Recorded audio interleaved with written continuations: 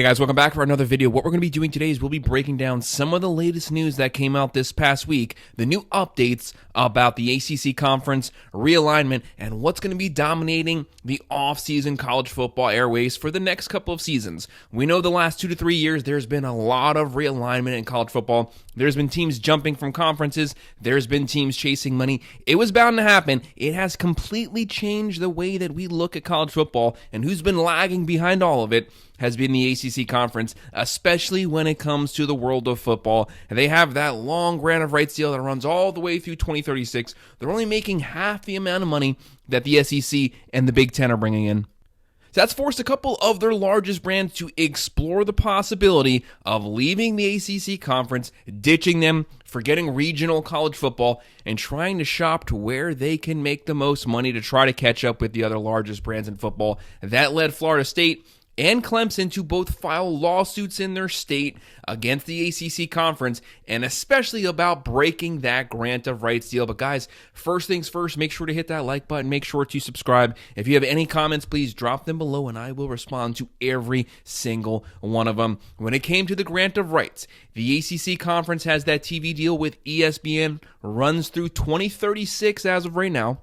It's a $4.8 billion deal in total that was signed all the way back in 2016, a 2-decade-long TV contract. When the ACC first signed it, they thought that it showed some longevity. It would solidify a foundational piece for the conference teams to get some money long-term.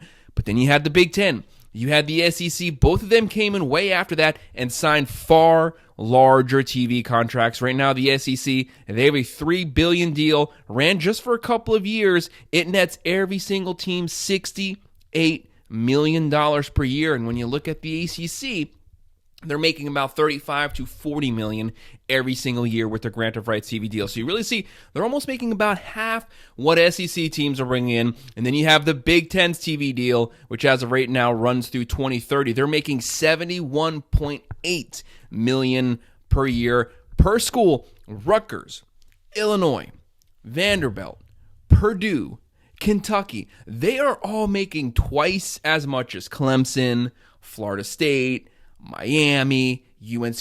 You really see the problem here when you start to look at the numbers. The ACC conference deal is a complete disaster, has forced the biggest brands to start shopping their brand unofficially because they can't legally do that while they're still bound by their contract. But when Florida State and Clemson signed that lawsuit over, as of right now, there was a lot of words, a lot of rumors of what the buyout was going to be. Some people were saying $600 million to buy out of that contract right now. So they were trying to get that amount reduced so that they could try to shop to the Big Ten or potentially to the SEC as well. Well, as of right now, the new news is the ACC has renegotiated the buyout to leave the ACC early. Basically pushes things all the way down to the 2031 season, where it shows that at least this conference is probably going to stay together through at least the 2030 season. Right now, the buyout. If you try to buy out after 2031, well, during the 2031 season, it's going to drop down to $75 million. That's from $500 million right now. So you definitely see how $75 million might seem like a lot to you, might seem like a lot to me, but to these football teams, it's actually not a lot of money, because if you think about it, as of right now, under the current contracts, they're making $35 to $40 million less per season than SEC and Big Ten teams. So they'd make that money back in 2 years. 2 years, they would still have revenue coming in. They'd make the money back to pay out their buyout. Now, if they were to break their contract now, it could take them 10 years to pay that money back, but not if they just wait around through the 2030 season. Then they could buy their way out in 2031. 2030 is $93 million, 2029, $111 million. So you might as well just wait till you finish that 2030 season, knock that buyout down. You can pay that back in the surplus you're going to be making over the next 2 years, and you're already in a better conference solidified there. But every year you wait, you are technically losing $35 to $40 million. I blame the ACC. The writing was on the wall. These other conferences were expanding. They were signing short-term deals. The ACC wanted to lock up a long-term one, took a massive discount, and it is going to mean the end of the ACC conference at some point. It might have been kicked down the road, but it will happen at some point. They're going to have to pay for that really stupid 2-decade-long contract that they signed that put them behind anyone. Now, teams might say that when their contract is up in 2036, they might be able to sign a new contract that'll put them closer to the SEC and Big Ten. Let's say they make $50 to $60 million per year, and the difference isn't as large. Well, think of it like this. As of right now, the Big Ten's contract is going to end in 2030.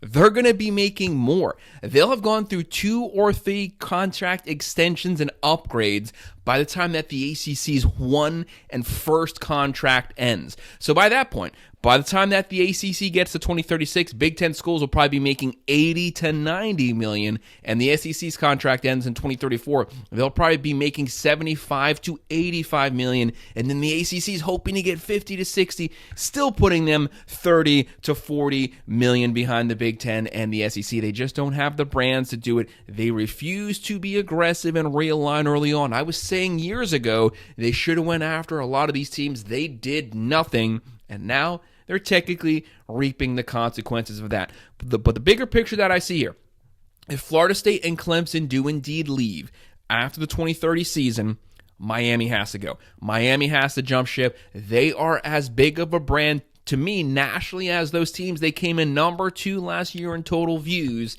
in the ACC. They produced a Heisman frontrunner. They're going to have the number 1 draft pick in Cam Ward. They have to shop. If they leave, UNC, football dominant school, they have to start looking at options. They have a basketball school, but they have a football program that's long been held down. If they get that football program going, that's going to be a team you want to watch. They have the academics, they have the recruiting ground, and they have the facilities to actually field a very competitive football program. And then you have other good brands out there.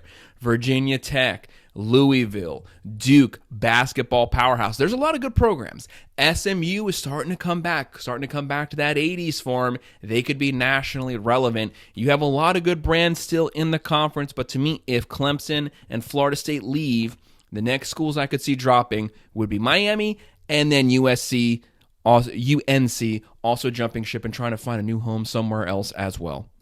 One other consequence that I see to all of this, and I've been saying it time and time again, all these other schools, they're watching what's going on in the contract negotiations. When the SEC added Oklahoma and Texas, the Big Ten was watching. They went out.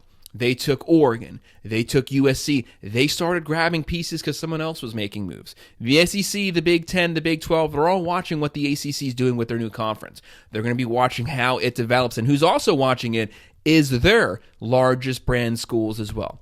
Georgia, Alabama, Florida, Ohio State, Michigan, Penn State, USC, Oregon. They're all watching what's going on in the ACC's TV contract, and they're starting to say, well, hold up a second.